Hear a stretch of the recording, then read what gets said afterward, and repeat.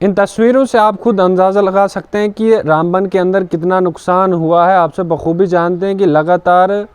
3 दिन से हम कह सकते हैं कि लगातार बारिश का सिलसिला जारी है, और वहीं ये तस्वीरें जो है वो ठीक ज़िला रामबन से निकल कर आ रही है, जहां पर काफ़ी ज़्यादा नुकसान जो है वो बारिश की वजह से वहां पर हुआ है, जहां पर कुछ घर भी जो है इससे पस्सी की जद में आए हैं, और साथ साथ में कुछ होटल और रेस्टोरेंट भी इस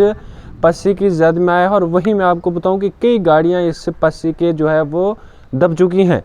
आपको मैं थोड़ा सा बताने की कोशिश करूंगा। जो NH 44 पर जो रामबन के एरिया आता है, वहां पर बादल जब अचानक फटता है और उसके बाद काफ़ी ज़्यादा जहां बारिश होती है, और बारिश के बाद जब बादल फटता है और कहीं ना कहीं पस्सियाँ जो है वो काफ़ी ज़्यादा आती हैं, दरख्त हों, पत्थर हैं, या उसके साथ साथ में जो यह कह सकते हैं कि जो मिट्टी अलग आसपास की थी वो जब एक साथ होती है, और जब ये इस मार्केट, ये पहले मैं कहूँ आपको क्लियर कि ये मार्केट है, ये जगह जो है वो पूरी मार्केट की है, और वहाँ पर कुछ रेस्टोरेंट भी है जहाँ पर काफ़ी ज़्यादा नुकसान हुआ है, और कुछ अभी तक जो है यानी कि ये यूँ कह सकता हूँ कि अभी तक कुछ जानें भी वहाँ पर चली गई, और कुछ लोग जो है अभी तक मिसिंग बताए जा रहे हैं। यानी कि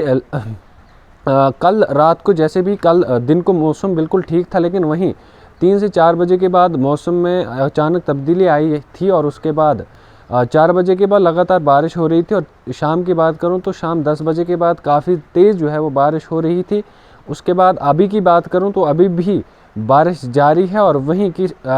यहाँ तक की जो इन्फॉर्मेशन हम तक पहुँची है कि वहाँ पर काफ़ी ज़्यादा नुकसान हुआ है। चाहे गाड़ियों की बात करें, इसके अलावा जो कश्मीर की तरफ गाड़ियाँ जा रही थी या फिर जो जम्मू की तरफ गाड़ियाँ आ रही थी, जब रोड कई जगहों पर पस्सियाँ आई हैं, जहाँ पस्सी की जद में आने की गाड़ियाँ भी कई जो है वो पस्सियों के साथ चली गई हैं, और काफ़ी नुकसान जो है वहाँ पर हुआ है। लेकिन इंतज़ामिया ने अभी तक कोई भी फ़ैसला ऐसा नहीं लिया है कि जो गाड़ियाँ खास करके वहाँ पर फंसी हुई हैं उन्हें कैसा निकाला जाए। इंतज़ामिया ने अभी तक ऐसा कुछ भी कोई कदम नहीं लिया है। लेकिन फ़िलहाल के तौर पर जो NH 44 है वो आमदरफ्त के लिए बिल्कुल जो है वो बंद कर दी गई है, क्योंकि काफ़ी नुकसान हो सकता है। और इन तस्वीरों से आप अंदाज़ा लगा सकते हैं कि किस तरीके के हालात रामबन के अंदर बनी हुई है। और आप लोग दुआ कीजिए कि जो लोग फ़िलहाल के तौर पर जो मिसिंग है, अब अल्लाह उनको जो है वो यानी कि उनकी जो डेड बॉडीज़ हैं वो मिल जाएं। लेकिन फ़िलहाल के तौर पर 2 जुड़वा भाई, यानी कि माफ़ करिए जो सके भाई हैं, उनकी उसमें जान चली गई है। और जब बादल फटने के बाद, जब ये क्योंकि अचानक जब बादल फटते हैं और अचानक से पानी काफ़ी तेज़ आया, और उसके साथ साथ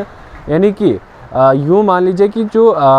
पस्सी थी, या यूँ मान लीजिए जब बादल फटता है और सैलाब एक तरफ का आता है, और वो काफ़ी ज़्यादा आया, जिस वजह से अचानक से अता पता कुछ नहीं चला, और काफ़ी ज़्यादा नुकसान वहाँ पर हुआ है। हम अंदाजे से कह सकते हैं, क्योंकि ये वीडियोज़ या फिर ये फ़ोटोज़ हमें इससे अंदाज़ा लगा सकते हैं कि कितना वहाँ पर नुकसान हुआ है। आप लोग दुआ कीजिए कि रामबन के जो इलाका है ये कहीं ना कहीं ऊपर वाला इस पर रहम करे, और हम लोग दुआ कीजिए कि अगर ऐसी ही बारिश यहाँ पर अगर जारी रही, क्योंकि अभी भी काफ़ी तेज़ बारिश ज़िला डोडा के अंदर भी हो रही है, और इसके अलावा रामबन के अंदर भी अभी बारिश जो है वो लगी हुई है, और ऐसी ही बारिश रही तो अभी भी और काफ़ी ज़्यादा नुकसान होने का चांस है। लेकिन अगर आप लोग सफ़र करना चाहते तो मेहरबानी करके आप सफ़र ना कीजिए NH 44 पे, यानी कि